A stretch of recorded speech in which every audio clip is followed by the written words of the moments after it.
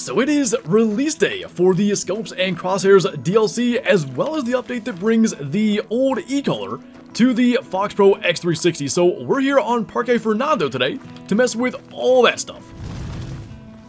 Now I chose Parque today because I really want to see the e-collar in action, and hopefully we can see the full complement of what it can do. But for now, just going to try to bring in this access deer, and we're going to make sure the Fox Bang feature is on, because after we take this shot, I definitely want to see it actually turn off with the collar. Now, there are red deer over here, and this is the thinking. We should be able to get maybe multiple different opportunities. How did I do that? I don't know what button I just hit, but try that again. And let's not take the collar down by accident. But anyway, I think there's multiple different potentials for two species we could call in simultaneously. Actually, kind of by accident, but we've got a mule deer buck here. If we just pause this and go down and add the second call, just to see what happens, see if this guy maybe starts to come in. Now, he's straight downwind, and we're not going to worry about trying to shoot him anyway. Ends up fleeing right away, but these are the types of things that I'm hoping we get opportunities with. As for our axis deer, he's into about 50, and we have something we haven't fired in a long time, the 357, for animals such as that. So gonna try to get a decent shot in there. He's going nowhere from that, by the way. Fortunately, not gonna fall into the water. And you might have noticed, the FoxPro X360 shut off after that shot. I really like that feature. I talked about it. The calls playing non-stop can get to be a little much. Now that's not something you have to worry about. And when you're 10 meters from the call like we were, it's not that hard to run over and get it. But in situations where we maybe want the collar set up a little further away, it'll be nice that it can just shut off if we want it to. Now, something else I wanted to make a little bit of use of today is the Hermes scope on the shotgun. So we've got the 10 gauge here, and since the wind is just terrible, probably we'll have to try to get this tag here. We're continuing, by the way, to see if we can maybe call in two species simultaneously. No luck with that yet, but looks like we got the hind anyway. Stag's going down as well. And I just went ahead and did the mule deer call on here. Not that we needed, 4 shots to get the collar to shut off, but that is something I'm really a fan of. And hopefully at some point, I mean, I guess we had that little mule deer bug for a second, but we weren't even calling yet. Hopefully at some point, we can actually have two species really responding to that call at the same time. But for the red deer, an absolute monster, bronze level 3, 64.95, got him just into the right lung. That is the one negative. I find the 10 gauge slugs aren't that great, so probably won't be doing anything at range with them. And then our hind, which we shot twice, actually was the first shot that was right lung, second shot a little bit too low, but that didn't do half bad. And as we start to get later into the day, I'm really thinking up here in Bosque Muerto, that's probably where things can maybe work a little better for the collar. Now, this is what I've been waiting on.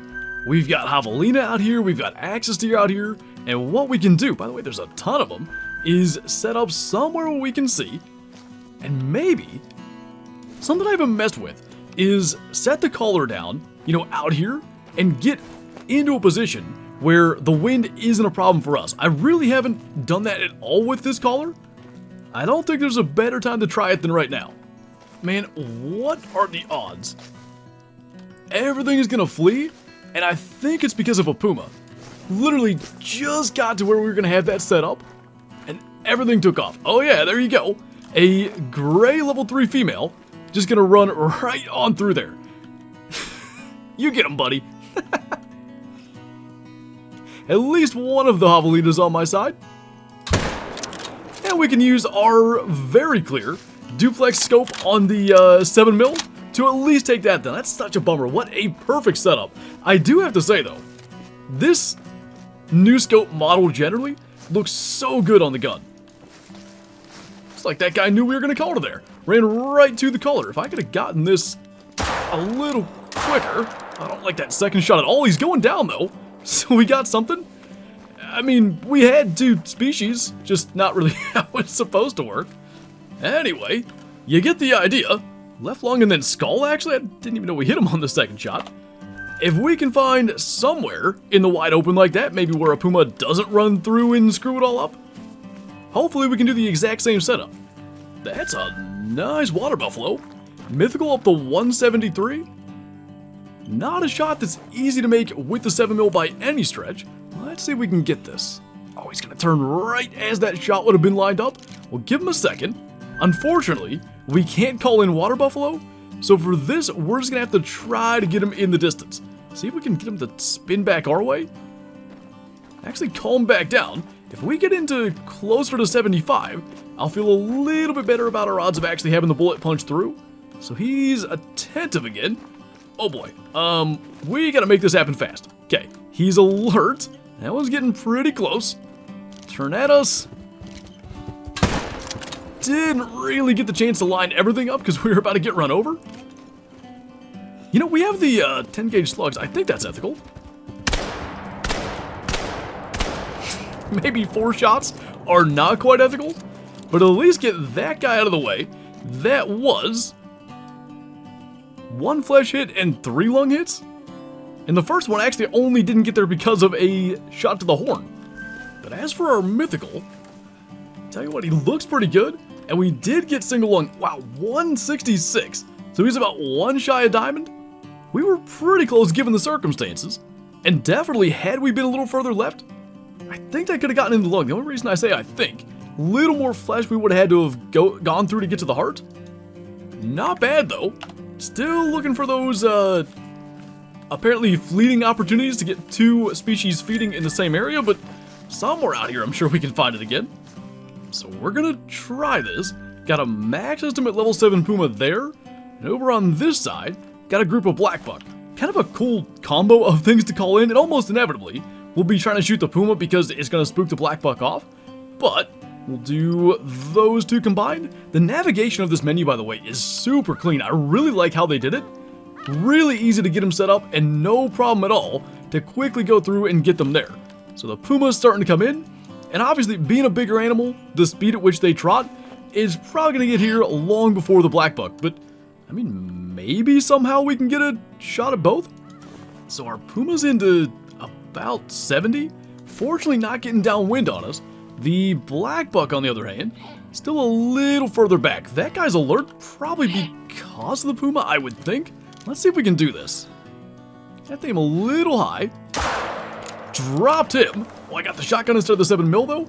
If the puma slows to a trot, I think we can get it with the 7mm. We should have plenty of time, as long as it doesn't drop too far down over that. Running further than I thought it would have, but eventually it should slow down. There we go. Don't quite think we got a vital hit. Got another hit in there just for good measure. Got our Fox Bang feature turning the color off for us. And not exactly how we draw it up, but a kind of neat usage where we can bring in 2 different species and with some less than ideal shooting, actually get 1 of each. Now I am curious, how do we do that? Oh, just double lung liver at 90 meters with the 357 drops those? Not bad. And I would say our puma's probably down by now. Fairly confident we didn't hit anything good, but shouldn't be too long a track. Actually, by the time the second shot hit, it was a medium bleed rate, so we didn't go too much further from where we last saw him. Gonna end up being a 37 scoring silver. The first shot was intestines, actually the second shot was intestines. Nearly the same hit point, but opposite sides of it. How interesting. I don't think we've ever shot one in that animation. That was cool though. I actually quite liked being able to bring in both species, and maybe in situations where you can't spot everything. Unlike with that, where we kind of had to take the black buck, you could just take your time and pick whatever the best animal out of there is. Now that's what we've been after. Level 5 Muley 302 to 363 estimate, that's an insane estimate. However, wherever that puma is, I'm not sure that's something we want to deal with, so I think 260 meters, we'll just get this lined up with the 7mm. Hopefully, maybe reload in case anything bad happens. We can just get this shot 0 300. So, nice clear view of that.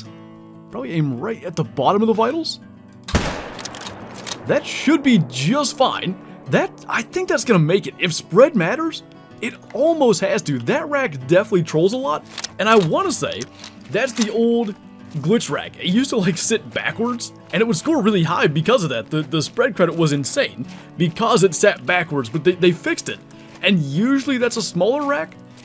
I think that's got a shot at getting there. And actually, high bleed rate. Super, like, long stickers on that. That looks actually really cool. I hope he makes it, because that could be something we add to our lodge for sure. Fingers crossed. Yes, sir. 324 diamond. Look at the... I think it's that rack. I don't think we have a diamond of this. Really, like, that twist there on the antler is really cool. I'm pretty sure we've never actually had, since they fixed it, a diamond with this rack. Double lung them, I can hear a puma in the distance growling. Pretty darn cool. Our first diamond with the new Odin scope is a mule deer rack that we've never had. That's really, really sweet. Blonde fur as well. Not bad at all. Came out to use the e-collar a little bit. I'm genuinely a little bit disappointed that we didn't try to bring him in and shoot him at close range, but with the pumas around here, one literally right back behind where he was, I don't think that would have been a good idea. But since we have that, I don't think we're going to end better than that. Let's jump back to the trophy lodge and take a look.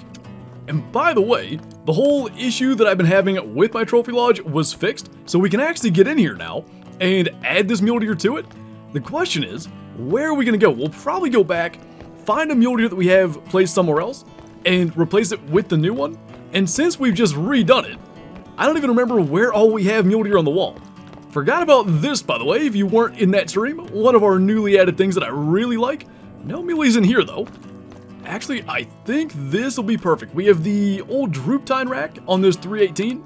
Not only do I think the blonde one looks cooler, it scores higher anyway. That's really neat. He's super wide set, too. That twist in the back forks there does look really kind of odd at certain angles. From the side, it looks fine. And I think that'll work as we enter the room there. What a cool looking mule deer buck.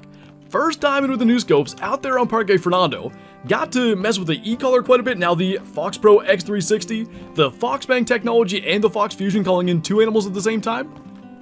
And after all that, adding something to our newly revamped trophy lodge as well. Not bad.